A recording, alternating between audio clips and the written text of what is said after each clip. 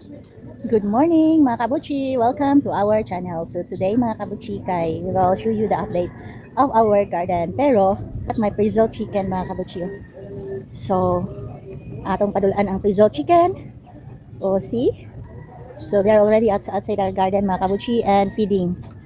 So inana na sila mga kabuchi. They cannot fly high mga kabuchi. Pero kamao sila mo jump. So they will only jump and not fly. So that is why it is easy for your to enclose your result chicken in a fence mga kabuchi, because even if hip high rani mo, they cannot already escape mga kabuchi. Pero kung nay high lang mga kabuchi, they will be able to jump off the fence mga kabuchi. So mana kog feed sa akong result chicken mga kabuchi. And so dali na ta sa atong kangkong. So our kangkong mga kabuchi is 2 weeks old. But then they're still very small mga kabuchi, and I already put in kuan mga kabuchi. Kanang vermicast guro to akong naput mga kabuchi. But then ani ra man gyapon sila mga kabuchi, di cannot stand man. So I will be adding this morning mga kabuchi, I will add some rice hull mga kabuchi on this area mga kabuchi to make them stand and to make their leaves clean mga kabuchi. And then here mga kabuchi is slowly, so dili rice hull akong gibutang diri mga kabuchi, kanang ang akong napalit na cook fit kinang mga ingon ana ganot-ganot unsa na siya. So I think mao po na atong ibutang sa atong pichay mga kabuchi. So that will be our activity mga kabuchi for today mga kabuchi. So I also added compost na here mga kabuchi. Compost na siya. So we will try to gather yung anak mga kabuchi from the I bought man good one sack of coco fit mga kabuchi. So we will try to gather and then put them mga kabuchi to allow our pichay mga kabuchi to really stand up mga kabuchi. So yun ana siguro. I'm not sure if okay ba I will also put them kung ano kanang rice hull mga kabuchi. Pero siguro I am also going to put kung ano sa mga kabuchi kanang carbonized rice hull, and then after that rice hull on this mga kabuchi, so that they will also be able to grow and adjust. The problem with me mga kabuchi when I'm using this raised bed mga kabuchi, the nutrients inside my raised bed mga kabuchi will be eaten by the trees outside. So if you are going to dig down deep into this raised bed mga kabuchi, you will notice coconut roots from the ano siya, malunggay and kamyas. I have here a kamyas mga kabuchi. And then this garden mga kabuchi is already under the coconut tree mga kabuchi. Coconut tree. Dala yung coconut tree mga kabuchi. Under the coconut tree. Kani cacao and kamyas. I am planning of cutting down the kuan mga kabuchi, the kamyas. Pero it's very very hard to cut them down mga kabuchi. I need to hire someone to do that for me mga kabuchi. Yung ana siya kalisod. But then it's also good nga dili kayo init, because I am also afraid that this area here will be too hot ng mga kabuchi ba no? Me working here very hot.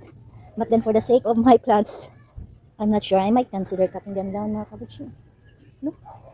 The malunggay here is very healthy na and giving shade to my plants.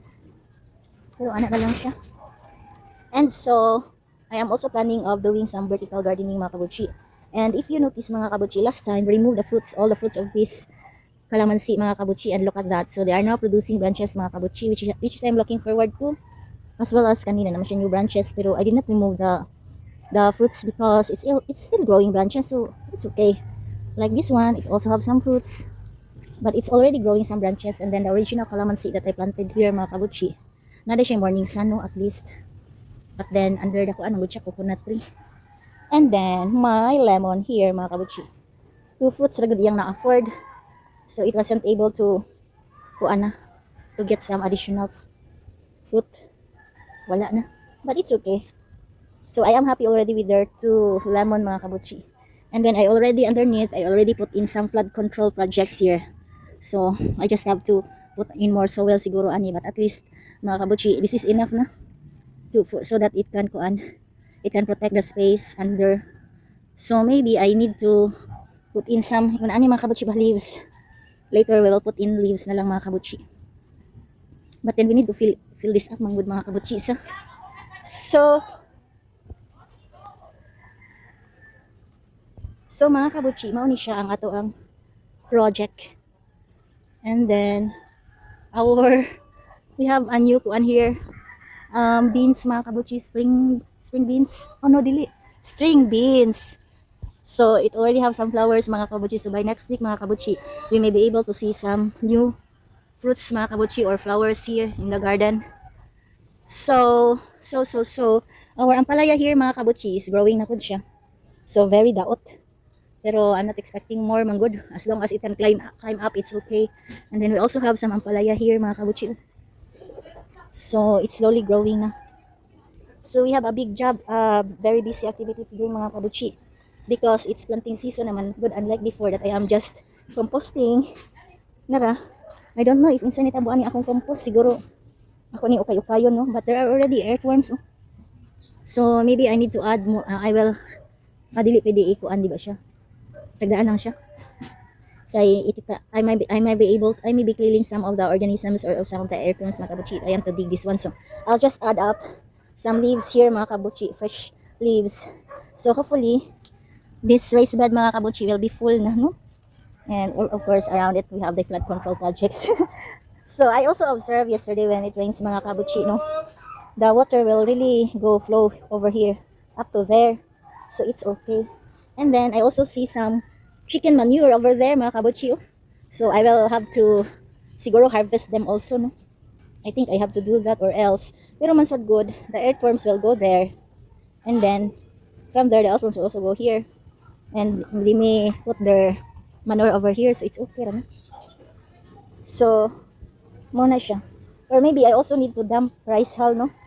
So maybe I will find some rice hull supplier mga kabuchi, so that I can dump rice hull here. Because the problem it's 100% vermicast. It will be very sticky mga kabuchi, and it's still not good for the plants. So I need really to dump some rice hull here mga kabuchi to keep the texture of the soil mga kabuchi soft. So we will be working mga kabuchi, as in working good. So akong bantam chicken manaslag, are you done eating bantam chicken, ha? So wala going back to our ang biik ni ate. So going back here mga kabuchi, so this is 2 weeks old and then bothered by the rain.